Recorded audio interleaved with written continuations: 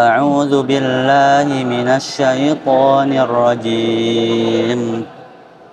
وما أرسلناك إلا مبشرا ونذيرا قل ما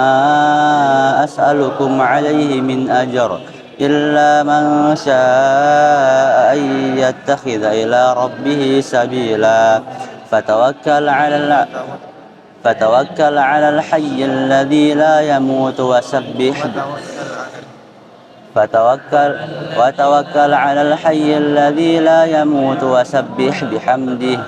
وكفى به بذنوب عباده خبيرا الذي خلق السماوات والأرض وما بينهما في 6 أيام ثم استوى على العرش الرحمن فاسأل به خبيرا وإذا قيل لهم اسجدوا للرحمن قالوا وما الرحمن ونسجد لما تأمرنا وزادهم نفورا تبارك الذي جعل في السماء بروجا وجعل فيها سراجا وقمرا منيرا وهو الذي جعل الليل والنهار خلفة لمن أراد أن يذكر أو أراد شكورا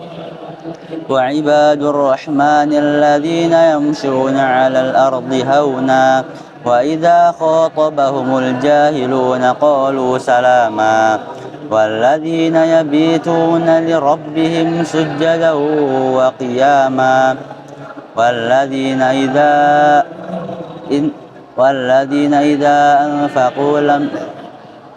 والذين يقولون ربنا اصرف عنا عذاب جهنم إن عذابها كان غراما إنها ساءت مستقرا ومقاما والذين إذا أنفقوا لم يسرفوا ولم يقتروا وكان بين ذلك قواما والذين لا يدعون مع الله إلها آخر ولا يقتلون النفس التي حرم الله إلا بالحق ولا يزنون ومن يفعل ذلك يلقى أثاما يضاعف له العذاب يوم القيامة ويخلد فيه مهانا إلا من تاب وآمن وعمل عملا صالحا فأولئك يبدل الله سيئاتهم حسنات وكان الله غفورا رحيما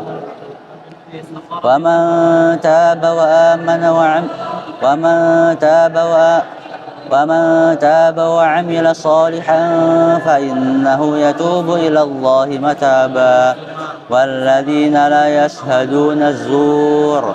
وإذا مروا باللغو مروا كراما والذين إذا ذكروا بآيات ربهم لم يخروا عليها سما وعميانا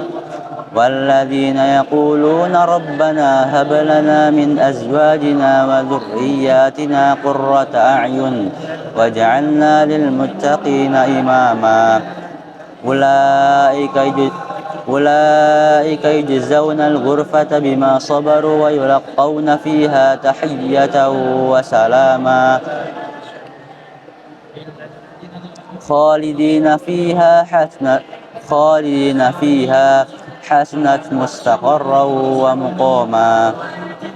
قل ما يعبأ بكم ربي لولا دعاؤكم فقد كذبتم فسوف يكون لزاما